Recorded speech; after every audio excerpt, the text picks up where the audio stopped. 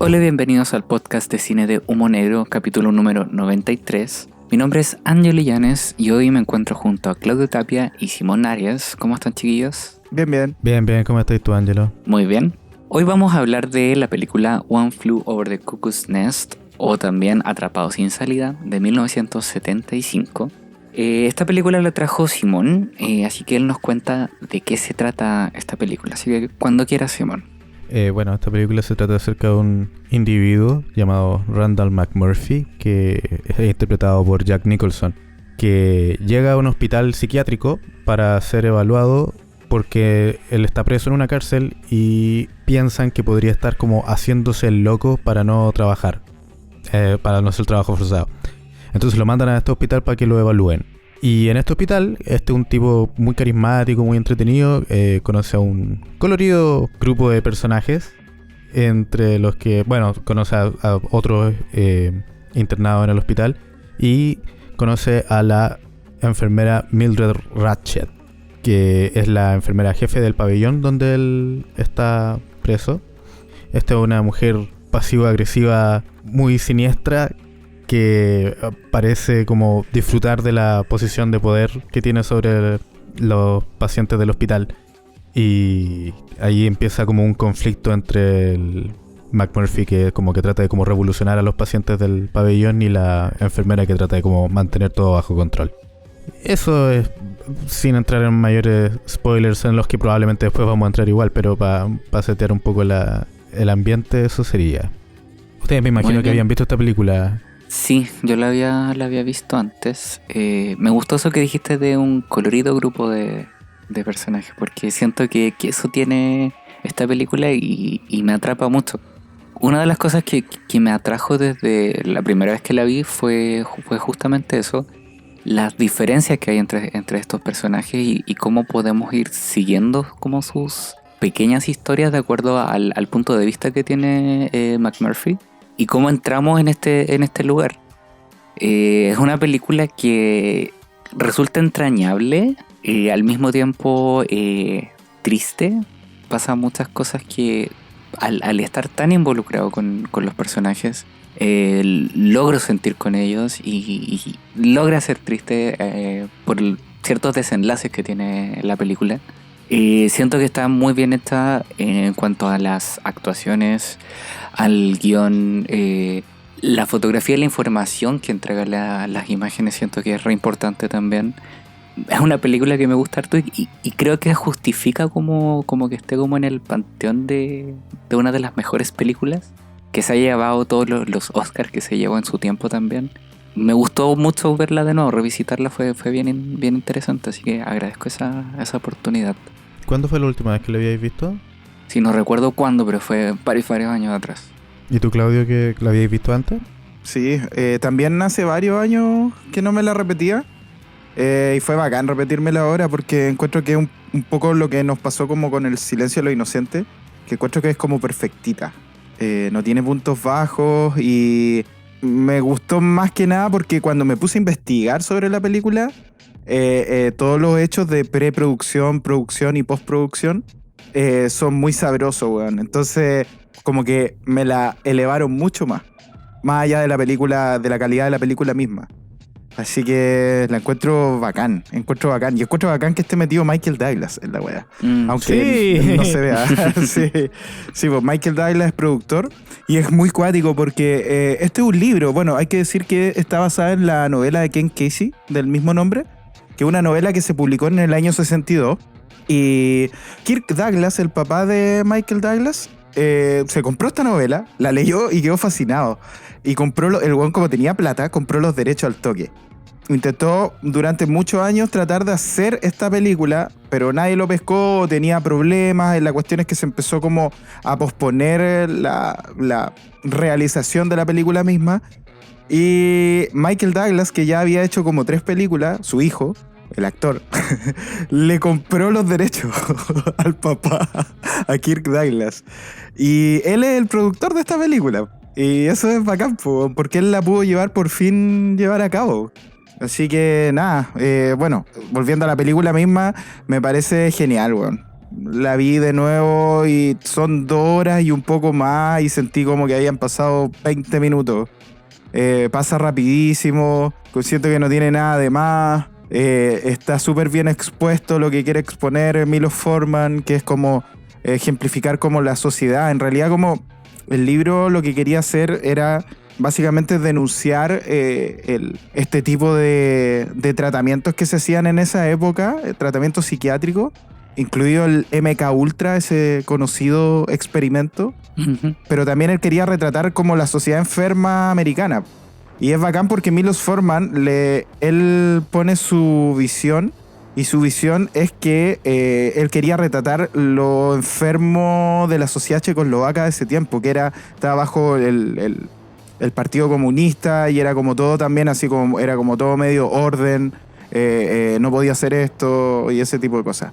Encuentro que es tan transversal en ese sentido, como retratar la sociedad como no importa cuál sea, y ponerte estos extremos, que un extremo de caos y el otro es un extremo como de orden, de disciplina, de todo limpio, de todo ordenado, ¿cachai?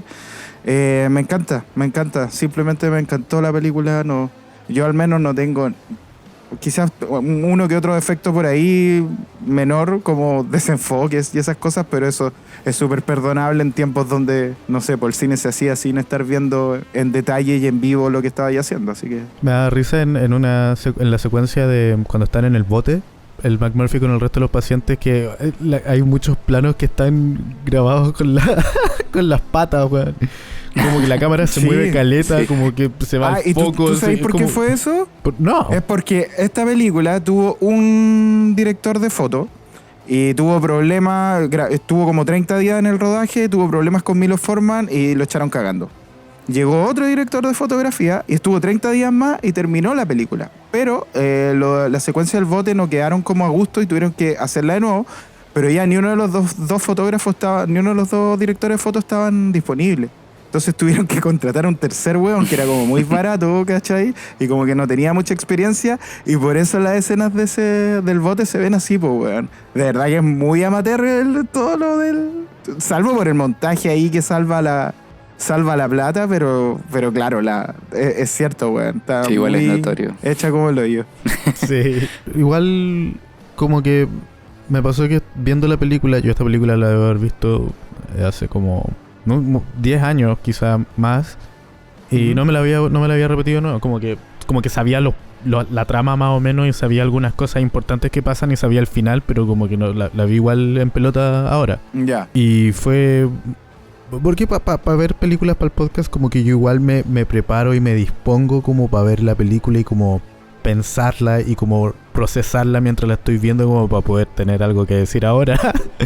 Sí. Pero viendo esta película, nos pasa. viendo esta película como que como que se me fue, como que se me fue que era una película y como que me metí demasiado con los personajes y con el mundo que estaba creando. Y eso fue muy muy interesante porque incluso como en retrospectiva pensando ahora como en estos planos que eran como medio feuchos igual, como pero que como que en el momento no me di cuenta, no me molestó, como que estaba viendo a estos locos pescando y pasándola a la raja y como viendo este lado tan humano y tan bondadoso y amable del Randall, que lo describí como carismático antes, pero o sea, y lo es, supongo, pero es un weón muy desagradable. Gran Sí. actuación de... Es un weón desagradable como solo Jack Nicholson puede hacer de un weón desagradable, Claro. como con su cara de mierda, con su Sí. voz, su forma de hablar, Es no como sé. es como estos tipos que se les llaman como de espíritu libre, ¿cachai? Claro. Pero claro, el weón es medio hincha wea, así para qué estamos con cosas. Se pasa igual. Y el a loco, veces. lo dicen como en los primeros 15 minutos de la película, el loco estaba preso por statutory rape de una... que no sé cómo... Supongo que estupro en la traducción a la ley chilena. La cosa es que el loco tuvo sexo con una niña de 15 años. Claro, Entonces y como... que le había dicho que tenía 18. Claro, pero esas según él. weas son siempre medio ambiguas, entonces como que es un weón de mierda, pero igual Sí. uno aprende a quererlo. Es que ese es el En los punto, yo primeros creo como que- 15 minutos de la película, como que ya a los 20 minutos ya estoy como, este weón es la raja, weón, un weón muy Sí, tela, puedo sí. conectar con él completamente. Yo creo que es la exageración del personaje precisamente, llevarlo a ese extremo para que se pueda oponer como mucho a este otro extremo que es la enfermera Ratchet. Po, weón. Sí. Yo creo que por ahí va quizás un poco como ya, hazlo más heavy el weón, ¿cachai? Hazlo más distorsionado. Y creo que también se puede volver carismático al ver como el efecto que tiene como en los otros pacientes. Como los va avivando de alguna forma. Claro. Entonces tú vas viendo como ese efecto positivo, entonces empiezas a de cierta forma encariñarte con él. Creo que como que ese contrapeso que le hace es interesante. Están todos adormilados, Claro. en realidad. Y hablando de esta contraposición con la enfermera, se me había olvidado la actuación de la... Se me olvidó el nombre. Louis Fletcher puede ser el Louis nombre. Fletcher. Louis Fletcher. Louis Fletcher, sí. Es brígida, como que tenía otra imagen de cómo era, como que la recordaba un poco más como... No quiero decir como caricaturesca, pero como, no sé, diferente. La forma en que la Louis Fletcher interpreta a la Mildred Ratchet es escalofriante, como que es muy... Sí. Su cara como que es muy recatada, es una actuación muy sutil. Como que su cara como que nunca cambia tanto, a menos que como que las cosas hayan salido mucho de control y ahí como que levanta la voz, pero fuera de eso como su crueldad y la forma en que uno como ve cómo disfruta el sufrimiento y como Sí. el desorden, pero es como un caos controlado el que genera, porque cuando el McMurphy, por ejemplo, hace este show como que actúa las voces del partido de béisbol, cuando después de que Sí. la enfermera les niega ver la opción de ver el campeonato, y como que están todos como saltando y pasándole la raja, y la enfermera como, esto está mal, como, o sea, no lo dice de esa manera, pero como que se ve que eso no es lo que le gusta. Pero las otras veces Claro. en que los buenos como que se descompensan y empiezan como a pelearse entre ellos, en su mirada es como un placer muy siniestro que Sí, es como muy- que lo estuviera disfrutando. Sí, es Claro. muy sutil. Y siento que eso también tiene que ver con el montaje, como que viendo Sí. la cara de esa loca, como que le ponéis cualquier cosa adelante y como que igual va a generar cierto efecto, pero siento que está muy construido también como en su forma de hablar, de expresarse y de cómo mantener Sí. el status quo a través de como... Nunca a través de la como violencia directa, sino como diciéndote como no, ya esa votación ya pasó, puedes si quieres pedir poner el punto en la mesa mañana si quieres. Terrible. Sí. Bueno, eso lo describía muy bien Milos Forman, que decía que lo que él quería era representar un monstruo en ella. Pero dice, los monstruos generalmente a la sociedad no se le presentan como monstruos, ¿cachai? Generalmente parecen ángeles que te cuidan. Entonces creo que ahí está toda la sustancia de cómo nutre a ese personaje precisamente. Pues, bueno. Ella es la encargada de cuidarte y de que todo lo va a hacer por tu bien, pero en realidad lo que está haciendo es una cosa monstruosa sobre ti. Claro. No, y mantener el orden, el status quo, como decía Simón, pero a través de su poder, y su poder es como la psicología de alguna forma, y poder destruir como a estas personas. Como mantener eso todo ordenadito, organizado, que nada se salga de sometida, exacto. Sí. Y llega este elemento disruptor y claro, es terrible lo que le empieza a ocurrir a ella cuando ve todo lo que está haciendo McMurphy. Entonces es bien interesante cómo se va como desarmando como todo este orden. Y por eso siento que como que el contrapeso que entre estos dos personajes es muy muy interesante. Sí, y además que tenía una tercera parte, que es el personaje Will Sampson, el Chief Ronden, Sí. este tipo que es indio, y él es como un simple observador durante gran parte de la película nomás. Ujú. Es como que reacciona a ciertos estímulos nomás. Y no habla. Bueno, habla. Spoiler alert. Habla como a la hora y media. Pero es muy interesante que el tipo sea como un simple observador. Porque al final la película se va girando hacia él. Un poco como lo que pasaba con Zodiac, de la que hablamos la semana pasada. Ujú. Que la película hay un punto en donde se gira hacia Jake Gyllenhaal. Sí. Acá pasa un poco lo mismo, como que siempre el protagonista es Jack Nicholson, pero la película empieza como a tornar el punto de vista hacia él. Ujú. Y me encanta que, bueno, el final tenga que ver con él, ¿cachai? Claro. Que al final y es un testigo de cómo esta sociedad que han construido estos hueones está mal hecha finalmente, ¿cachai? Porque le faltan cosas claves, ¿cachai? Como como la libertad, pues, weón, ¿cachai? Entonces, como decía también Milos Forman, weón, es que a mí me encanta Milos Forman porque es un weón muy inteligente, que él decía, nosotros los seres humanos, para poder vivir, creamos las instituciones, cualquiera sea, todas las instituciones. Entonces, las instituciones se supone que nos ayudan a vivir, pero al final terminan aprovechándose de nosotros, siempre, todas las instituciones. Y al final terminamos viviendo nosotros para mantener las instituciones. Entonces, y me hace mucho sentido, sobre todo cuando, no sé, pues, ¿quién fue? Ricardo Lagos, que decía que las instituciones funcionaban acá en Chile, ¿cachai? Y es como, weón, si sabemos que funcionan, pero funcionan mal, pues, weón, si están hechas para ciertas personas nomás, ¿cachai? Para mantener precisamente, como decía el Ángelo, el status quo, para no cambiar nada, son inamovibles, no se llevan bien como con la misma, el mismo desarrollo del ser humano. Entonces creo que acá eso está súper bien implementado en la película, weón. Respecto a cómo a esta representación de las instituciones, como al final de la película, si bien es un final relativamente esperanzador, al final nada cambia. Todo se mantiene igual. Quizás algunos personajes logran escapar de una u otra forma, pero el resto de los personajes quedan ahí. Mildred Ratched queda en el poder, quizá un poquitito magullada, pero se queda ahí y todo se mantiene igual y va a seguir así para siempre. Exacto, y al que osó despertar termina suicidándose. No vamos a decir quién es para no hacer spoiler. Y quiso despertar y como no tenía por dónde pillarle, ¿qué le tira encima? La institución de la familia, ¿cachai? Claro. La enfermera. Eso a mí fue súper fuerte para mí ahora como darme cuenta de esa weá, Es ¿cachai? terriblemente cruel Y de en la ese forma, momento, man. sí. Sí, es muy, muy cruel. Lo único falso es la sangre que hay en la weá, pero porque es muy falsa, weá. La Bill sin gas, la jalea. Sí, Sí. es como una jalea, sí. Una jalea. Es como, esa es una sangre como típica de películas de los 70, siento. Sí, es como la sangre Suspiria. Claro. Sí. Y eso, entonces me fui dando cuenta de todas esas cosas. Por eso ahora me pegó mucho más duro la película que incluso la primera vez que la vi. Sí, yo la primera vez que la vi, imposible que haya como hecho lecturas políticas respecto a esta película y como verlo como una alegoría o una metáfora o una representación de cómo funcionan todos los hospitales psiquiátricos y cómo funciona toda la sociedad si uno se va más a lo macro. Y hay muchos ejemplos, weón. Por ejemplo, cuando se arma esta pelea, hay una pelea, weón, que sacan la mierda. En donde, claro, las fuerzas de orden, en estos casos, esos como especies de asistentes que habían en el hospital psiquiátrico, se ponen a pegarle a McMurphy. Y se supone que lo tienen que reducir, pero el weón devuelve el golpe, po. Y se arma la tremenda pelea. Es muy buena esa parte. Es la más caótica con la de la fiesta. Sí, y la enfermera ahí mirando con su cara de mierda como ¿Sí? auxiliar, venga a ayudar a la terrible. Sí.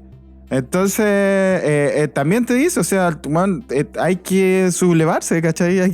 Si te pegan, no podéis poner la otra mejilla, tenéis que salir a... Ya no, me voy a poner medio revolucionario. Sí, estamos poniendo medio ultrones por acá. Sí, pero eso es un poco lo que quiere decir la película. Y lo otro que me impresionó mucho, que esta vez como no tuve ninguna distracción para verla y bueno, estaba muy concentrado, la primera imagen y la última imagen. Uh-huh. Esta vez como que, por fin las pude relacionar. Bueno, no es el mismo plano, pero es como el mismo tipo de encuadre y haciendo una toma general de la naturaleza, ¿cachai? Claro. Porque la película empieza así, con el auto trayendo a McMurphy al hospital. Y es como una alegoría súper bonita a esta metáfora como de sacar al hombre desde la naturaleza y al final volver al hombre a la naturaleza. Como que eso es lo normal finalmente. Sí. Es la única forma como de salvación. Ay, no sé, pero de verdad quedé bastante impresionado con la película más que en cualquier otra ocasión que la haya visto. Bueno. Sí, no, y yo con eso, como de estas dos imágenes, me detuve mucho más en el personaje del Chief. Cómo, de cierta forma, McMurphy lo va convenciendo de lo que se tiene que dar cuenta. Cómo primero enganchan los dos como con su carisma. McMurphy se empieza a acercar a él y le empieza a mostrar ciertas cosas o lo empieza a convencer de lo que termina haciendo finalmente. Y cómo Chief se va dando cuenta de esas cosas y cuando decide que tiene que hacerlo porque ya es la única forma como de vencer al sistema, es como salirse de alguna forma. Y retoma uno de los elementos que nos había mostrado antes, que era este lavamanos, el lavabo, no sé cómo. Claro. Y lo utiliza como para poder romper de cierta forma como sus barreras y obtener cierta libertad. Estoy tratando como de no contar lo que pasa. Claro. Aunque sale Los Simpsons en un capítulo como 7 veces hace lo mismo. Sí, recuerdo haber visto esa referencia. O sea, y es como el mismo final, como de pasa eso y después el personaje corriendo hacia el horizonte en un ocaso hermoso. Sí. Pero es bacán lo que pasa con él hacia el final. Me gusta mucho y me emocioné mucho con su desarrollo también. Y después saber que no tenía idea que el libro está contado como desde su perspectiva. Sí, eso quería comentar yo. Interesante. Sí, desde esa perspectiva me recuerda mucho a otra película que comentamos. Creo que yo también estuve en ese capítulo, The Shawshank Redemption. Sí, que también es un personaje como fascinante, o como un narrador que está fascinado con un personaje que conocen en un lugar en que son prisioneros. Después uno de ellos logra escapar y el narrador como que lo sigue y como que la historia como que se cambia a su punto de vista cuando finalmente logran escapar y finalmente logran encontrarse. Bien ahí Stephen King que leyendo a quien quizá viendo esta película, siento que hubo algo ahí. Otra conexión que hice como ahora más recientemente después de ver como al elenco de personajes que entre los cuales hay grandes luminarias del mundo de la actuación, como está Danny DeVito. Sí. Y qué paga su personaje. Ay, se me olvida el nombre del Doc. Christopher Lloyd. Sí, él también está. Y Billy Bibbitt, ese es un actor, el personaje de el actor que interpreta a Billy Bibbitt. Ese es un actor. Sí, él también es súper típico y también como que siempre actúa de como personajes medios como extraño. De hecho, es lengua de serpiente en Señor de los Anillos. Eso. Sí. Yo estaba pensando en uno de los científicos en Alien Resurrección. Estoy seguro de que es él. No lo investigué antes del podcast. Pueden decirnos si estoy en lo correcto o equivocado en los comentarios. Pero estoy seguro de que él también actúa en muchas cosas y siento que fue muy grato verlo interpretando a estos personajes que también son como tan queribles. Y volviendo a lo que el Ángelo había comentado al principio, de que son personajes muy queribles y que el hecho de que sean tan creíbles, que uno pase tanto rato con ellos y los vea como ser felices y pasar por momentos difíciles, y sobre todo al McMurphy, que hace que el final sea muy doloroso, a pesar de como, sobre todo gracias a todos los momentos muy simpáticos y muy chistosos que vivimos antes, porque los personajes son muy chistosos, como que siento que la película es muy poco paternalista respecto a como enfermedades mentales, como que siempre los trata de forma muy digna a todos los pacientes del hospital.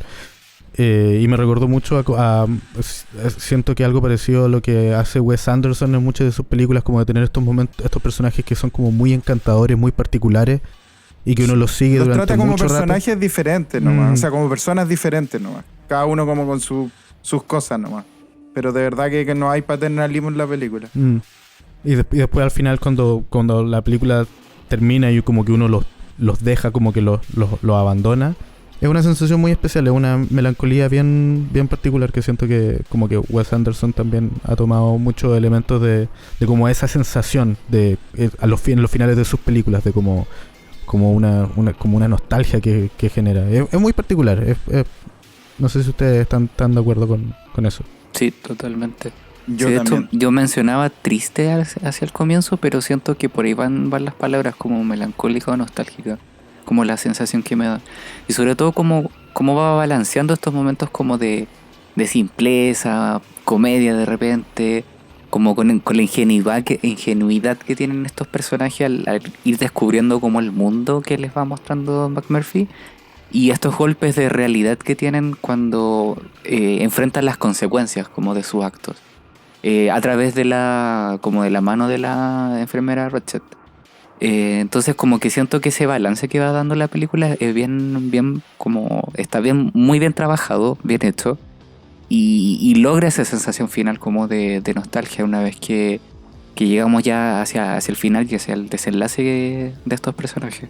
No tengo mucho más que decir que quiero mucho esta película. Es una película muy, muy, muy especial y si alguien no la ha visto, la recomiendo mucho.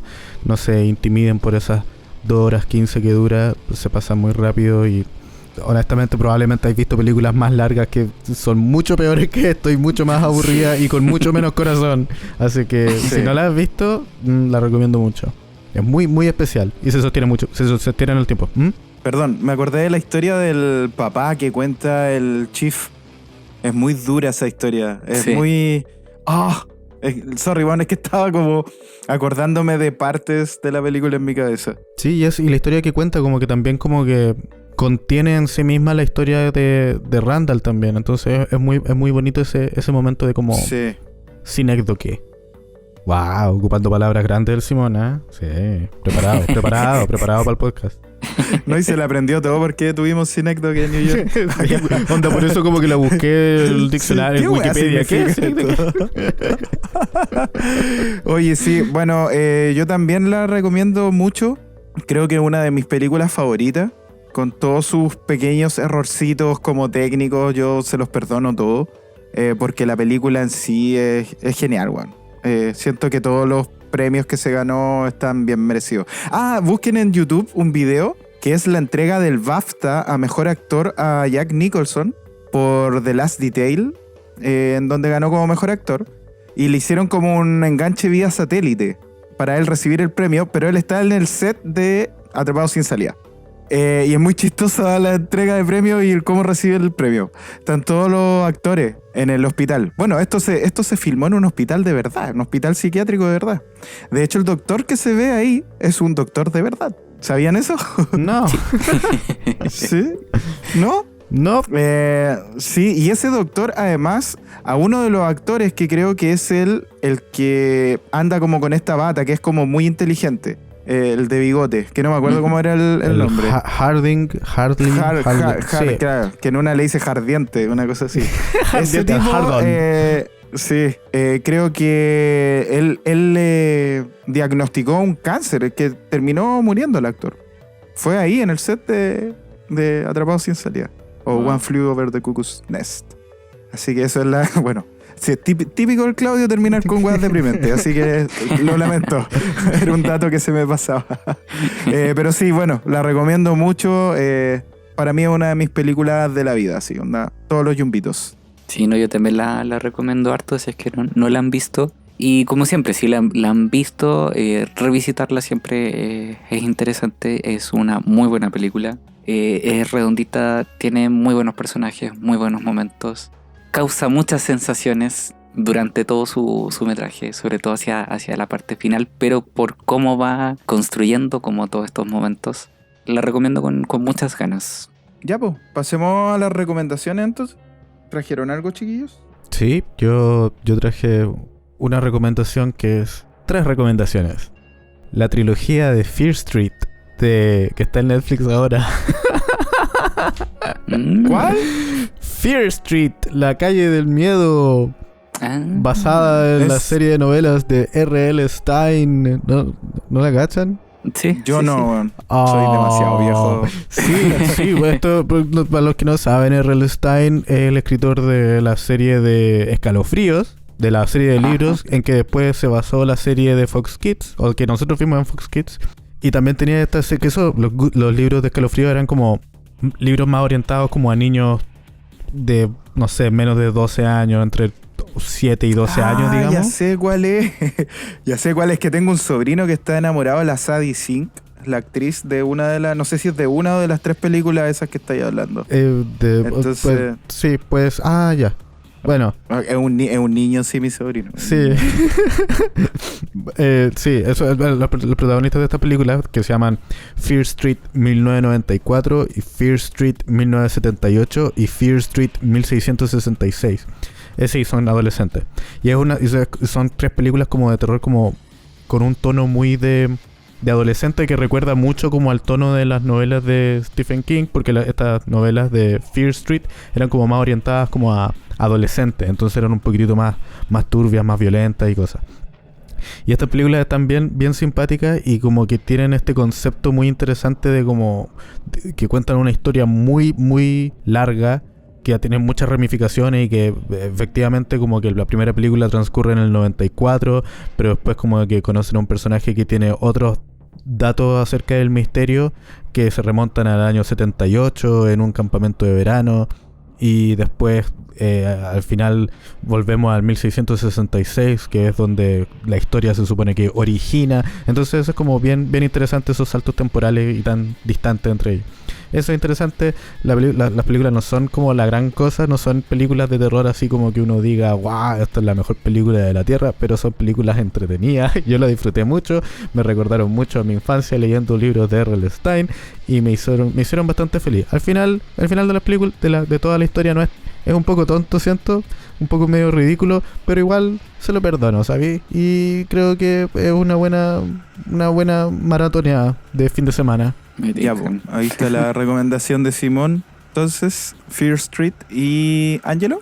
Traigo algo que tú has mencionado, Claudio, el documental rumano Collective. Ay, Dios mío. Que debió haber ganado el Oscar, estoy de acuerdo contigo. Documental muy bueno, así que si pueden verlo, háganlo. Me hiciste bueno, tú recordar mencionaste algunas aquella cosas. imagen. Sí. Mencionaste algunas cosas de este documental, así que no tengo mucho que agregar, que lo vean si es que pueden. Collective. Sí. ¿Eso nomás? Sí. Ya, ok. Entonces yo tengo 3, que sigo haciéndole caso al Iñaki y solo lo que recomiendo traigo. Una primero del año 70 que se llama Wanda, de Bárbara Loden. Bárbara Loden era la esposa de Elia Kazan, actriz ocasional básicamente, que escribió, protagonizó y dirigió esta película en el año 70. Y es una película genial, weón. Diría que es como puta a la altura de un Truffaut, así a ese nivel. Véanla, es una tipa que es muy errante, que termina haciéndose amiga de un ladrón.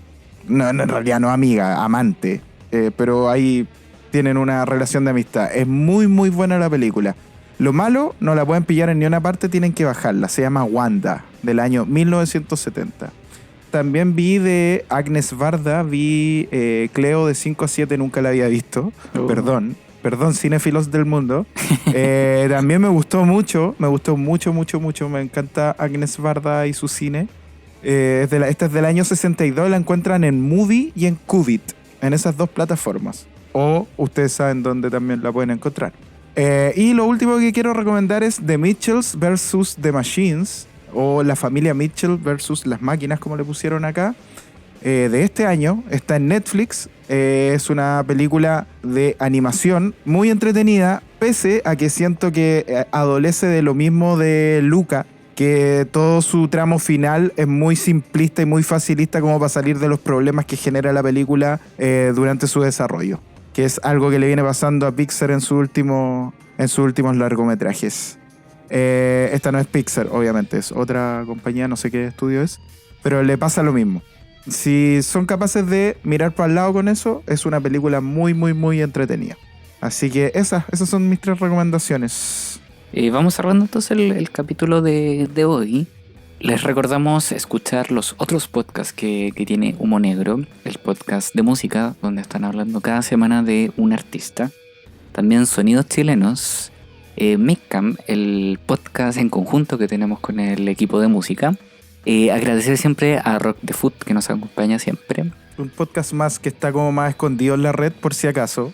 Es el álbum Esencial, que, a ver, voy a tratar de ser objetivo con esto, en realidad, que creo que es el mejor podcast que tenemos en Humo Negro.